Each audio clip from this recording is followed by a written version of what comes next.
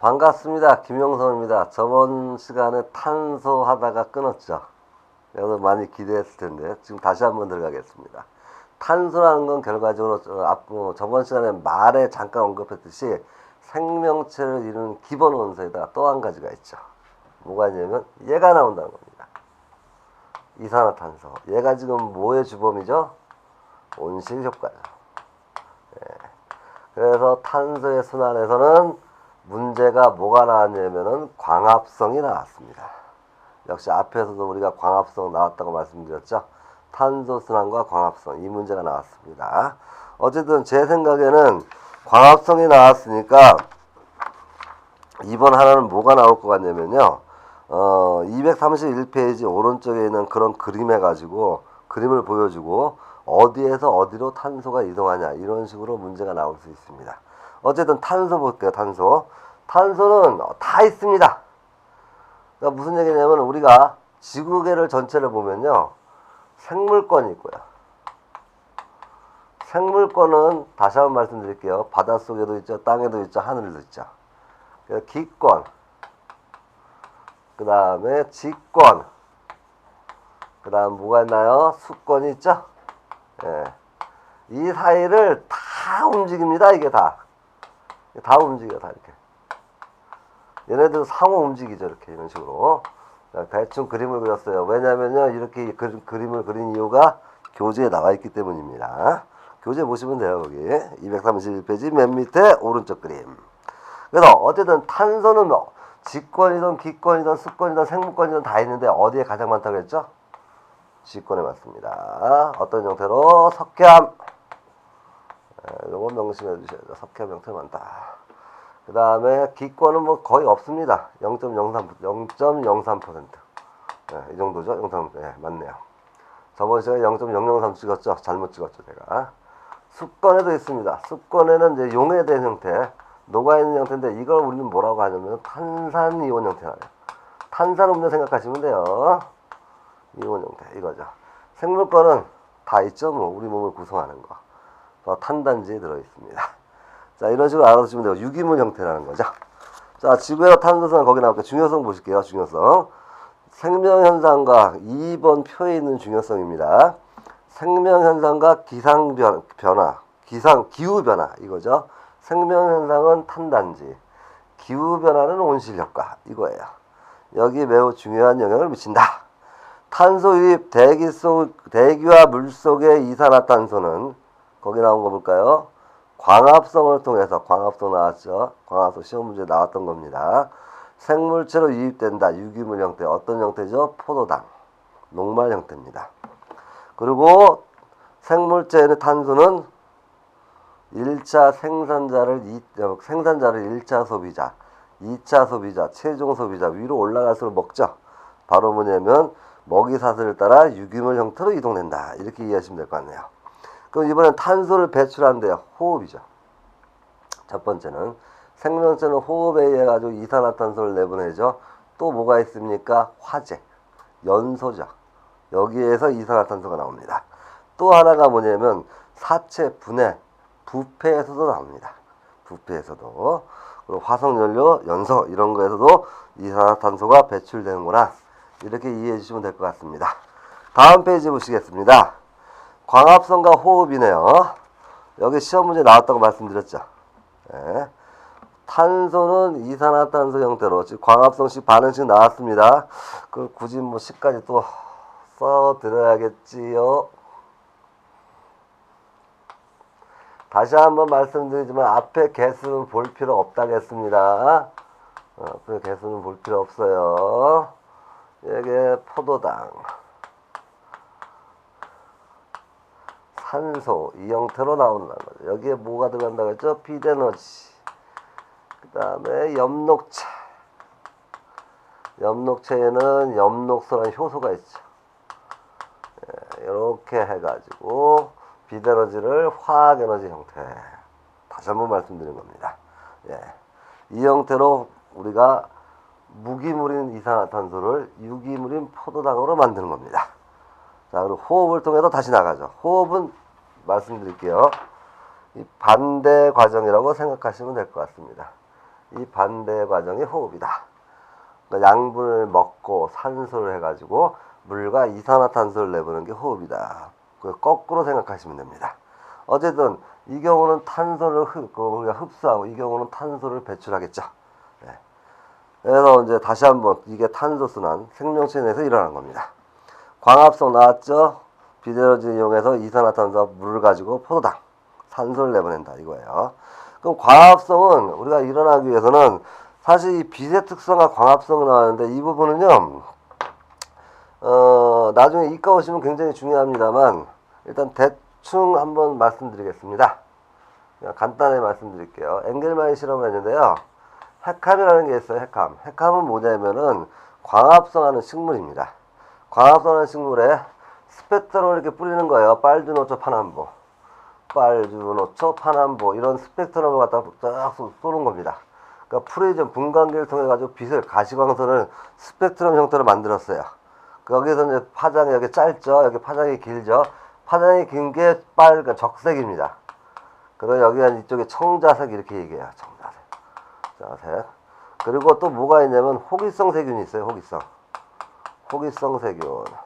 호기성 세균이 뭐예요? 그러면 산소 호흡하는 겁니다. 산소 호흡하는 세균은 산소가 풍부한 데 많겠죠. 그래서 실험을 했습니다. 핵함을 가지고 분광기를 통해 가지고 빛을 해 가지고 빨주노초 파남보 이런 식으로 딱 만들어 봤더니 어떤 현상이 생기냐면은 호기성 세균이 이런 형태로 모인다는 겁니다. 무슨 얘기냐? 아, 여기서 뭐가 많이 나왔다는 거예요? 산소가 무진장 많이 나왔네. 이 얘기는 이 색깔과 이 색깔을 가지고 광합성하네. 이겁니다. 결론은 이거예요. 그래서 파장부터 말씀드릴게요. 청자색과 적색을 흡수해서 광합성한다.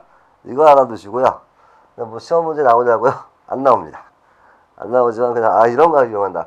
요번에 이것 때문에 말씀드린 게 뭐냐면 좀 됐죠? 우주정거장에서 상추를 키웠죠.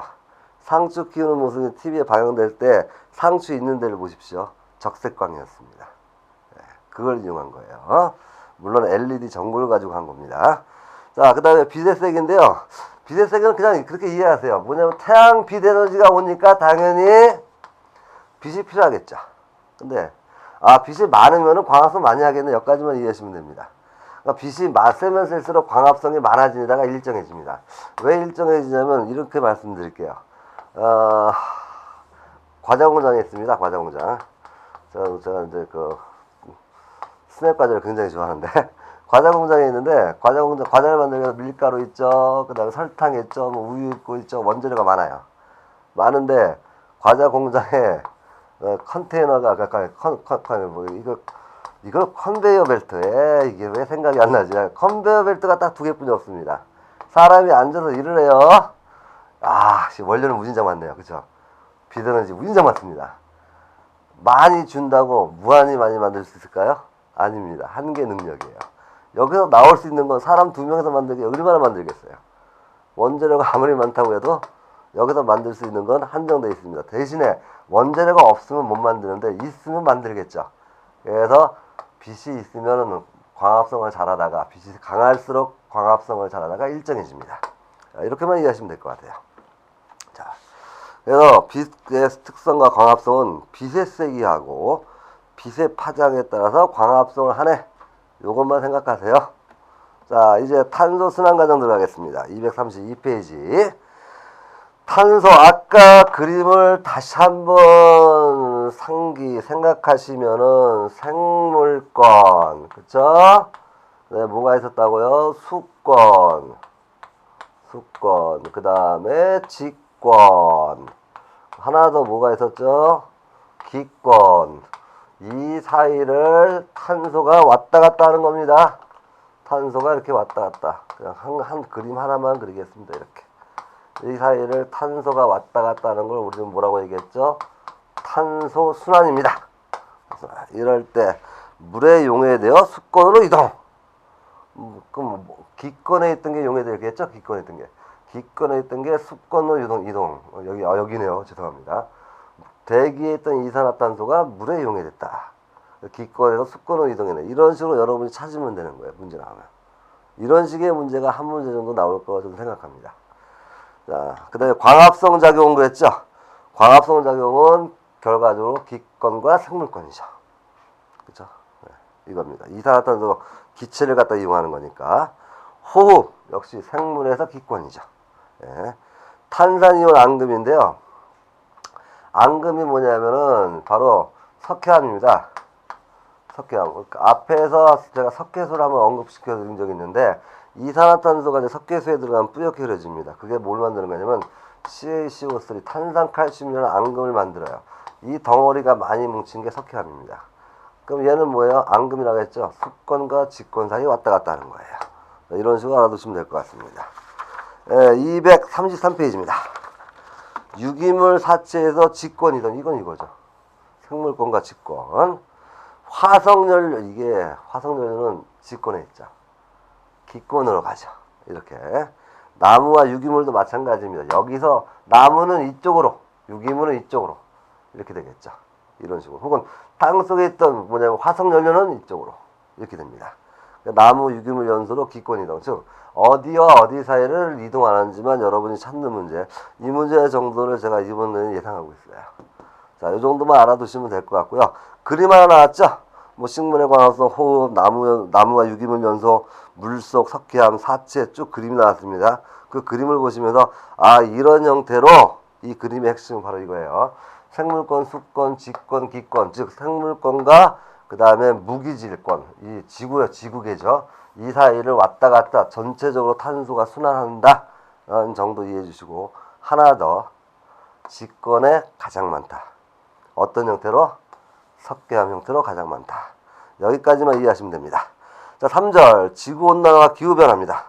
복사평형은 앞에서 제가 잠깐 언급시켜드렸죠. 뭐냐면 지구의 적도에 남는 걸 극지방으로 이렇게 주고 이렇게 해서 그 다음에 대기 대순환이죠. 대기 순환과 해류 순환으로 인해 가지고 저위도에 남는 열을 갖다가 고위도로 전해져 가지고 지구의 연평균 기온을 일정하게 유지하는 걸 우리가 복사 평형이라고 하겠습니다. 근데 전체로 볼게요. 복사 평형을 어떤 형태냐면 지구 전체로 볼 겁니다. 적도 극지방이 아니라 지구 전체로 복사 평형은 이거예요.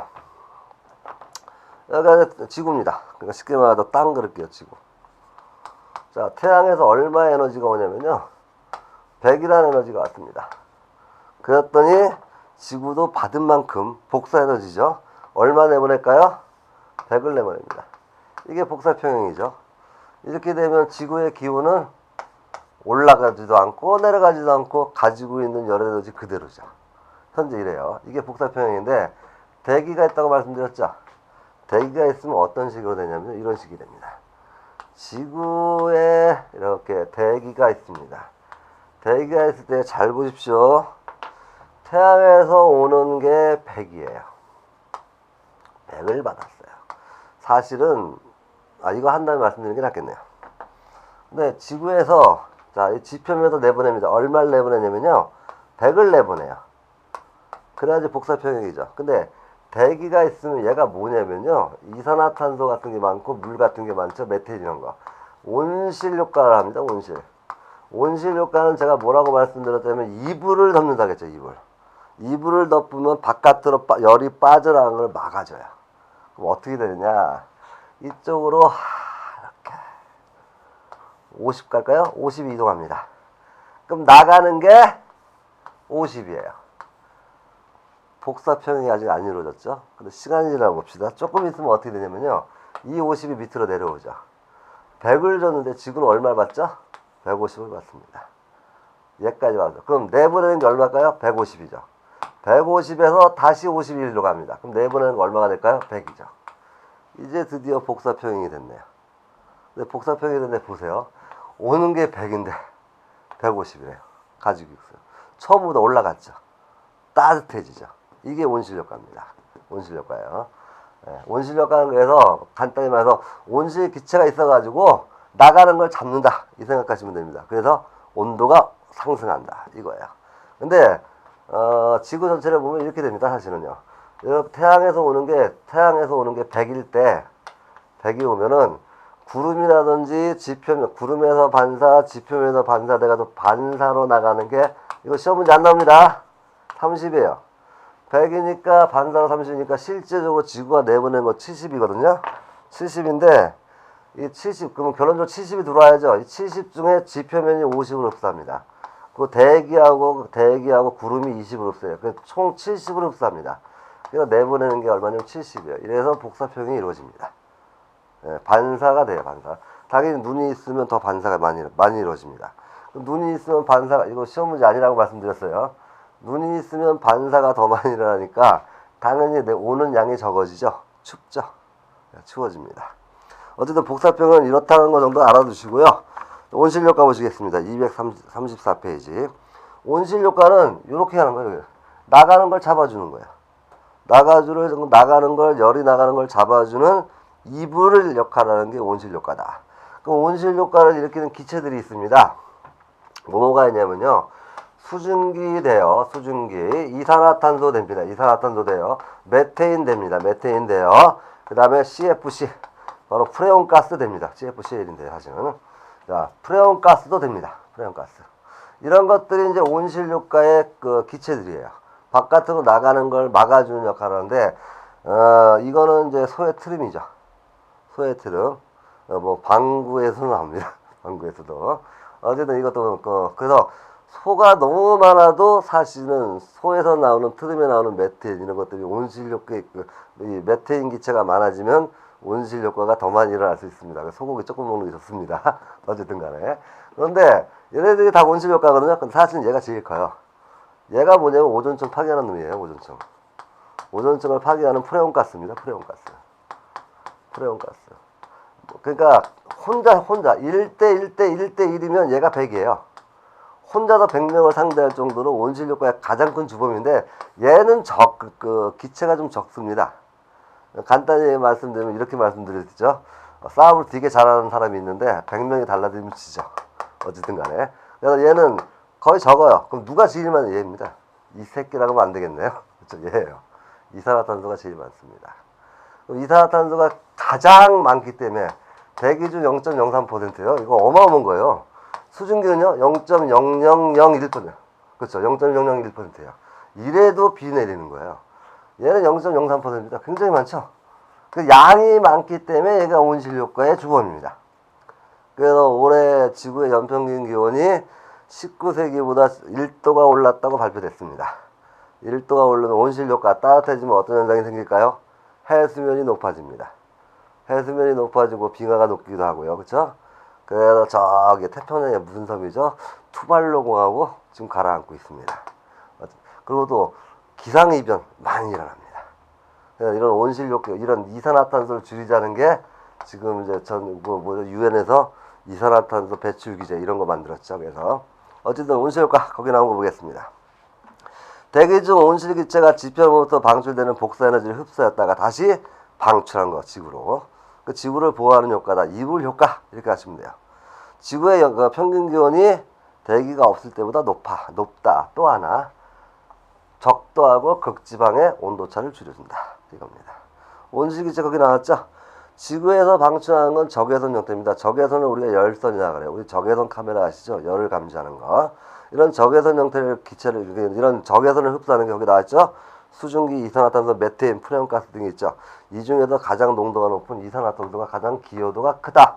이산화탄소가 지금 점점 많아지는 이유는 뭐 때문에요? 화석연료 사용이죠. 난방입니다. 쉽게 얘기하면. 난방. 또 있죠? 전력 발전할 때. 발전하기 때문에 이산화탄소가 많이 나와요. 이 두 가지 때문에 현재 이산화탄소 기체는 많아지고 있습니다. 네. 그래서 사실은 뭐 그냥 여담입니다만 지금 그 우주정거장에는 사람이 내뿜는 이산화탄소를 다시 산소로 바꿔주는 장치가 있습니다. 그게 지구에도 있으면 상당히 도움이 되는데 비싸거든요. 그러니까 누가 그 경제하고 과학은 좀 틀립니다.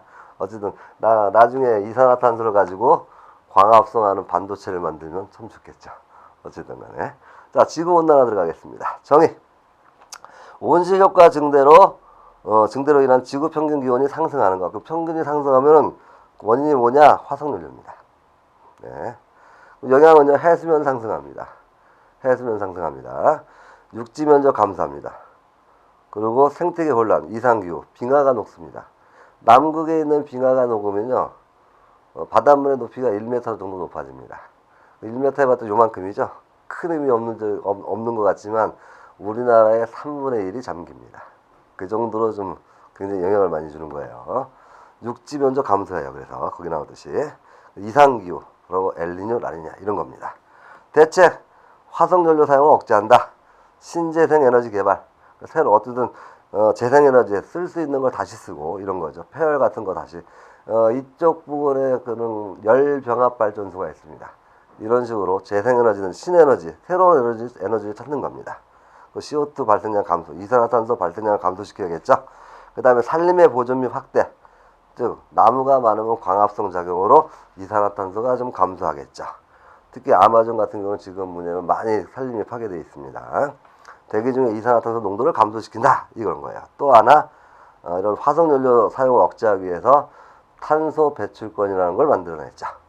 여기까지 해가지고 오늘 진도가 끝날 것 같은데 확인 문제 하고 끝내겠습니다. 1번, 저위도에 남는 에너지를 고위도로 이동하는 방법. 대기순환 그리고 해양순환, 앞전 시간에 배웠던 거랑 같이 하시면 됩니다. 2번, 대기 대순환은 지구 자전으로 세계입니다. 그렇죠? 헤들리 페렐 극순환인데 이거 이름은 모르셔도 됩니다. 3번, 무역풍 약화로 적도 부근의 동태평양 해역의 수온이 상승하는 거 엘니뇨 효과. 올해 엘니뇨가 좀 강화됩니다. 그래서 우리나라도 겨울철에요, 좀 약간 온도, 눈비가 좀 많이 온다 그럽니다. 4번, 탄소는 대기 중에서 어떤 형태로 존재하나? 이산화탄소입니다. 5번, 탄소는 순환할 때 이산화탄소 형태로만 이동한다? 아니죠. 이산화탄소뿐만 아니라 탄산이온, 또 그 다음에 뭐냐면은 생물체, 사체, 유기물 형태 이런 걸로 다 이동합니다. 6번, 식물이 광합성할 때 이산화탄소죠. 이산화탄소를 공기 중에서 흡수한다. 7번, 온실 효과로 지구의 온도가 올라가는 것을 지구온난화. 그래서 제가 몇 가지 문제를 했는데요. 제가 예상하는 것만 말씀드리고 수업을 끝낼게요. 광합성 나왔다고 했죠. 광합성 나왔으니까 당연히 이번에는 탄소 순환을 제가 기대한다고 했죠. 탄소 순환. 이거 기대하고. 또 하나, 이산화탄소 효과는 뭐라고요? 이산화탄소가 많아짐으로써 온실 효과가 나타난다. 깨끗하게 써야겠죠. 온실 효과. 그래서 이 세 개 중에 하나가 다시 시험에 나올 겁니다. 세 개 중에 하나. 이 온실 효과 반대말이 있습니다. 우산 효과라고. 우산 효과는 뭐냐면은 이건 그냥 이거 얘기하고 끝내겠습니다. 화산 폭발, 화산재가 이렇게 많으면은 태양빛을 가리죠. 그러면 냉각되겠죠. 이게 반대말인 우산 효과입니다. 이건 그냥 들으시고요. 중요한 건 온실 효과, 광합성, 탄소 순환 세 개입니다. 오늘 수업은 여기까지고요. 나머지 이제 다음 시간이 본 내용 마지막 시간입니다. 물론 단어 문제 남았고요. 계속 열심히 하시기 바라겠습니다. 다음 시간에 뵙겠습니다.